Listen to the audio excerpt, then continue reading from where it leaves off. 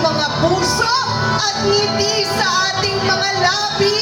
Ang milagrosang imahen ng Nuestra Señora de la Paz Iberviaje, ang Birhen ng Antipolo, ang ina ng mga Pilipino. Bigyan po natin ng isang masigabong palakpakan ang ating mahal na patrona. Viva la Virgen! Viva la Virgen! Viva la Virgen!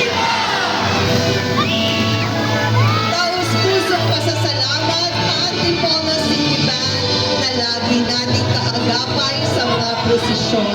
Maraming salamat din po sa ating butihing Mayor, Casimiro John Inares III, Vice Mayor Josefina Penigat Labayan, at sa buong City Council.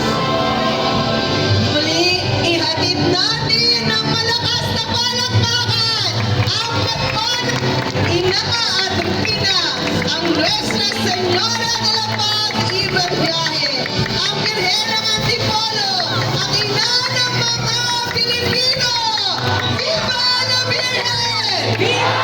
Viva la Virgen! Viva! Viva la Virgen! Viva!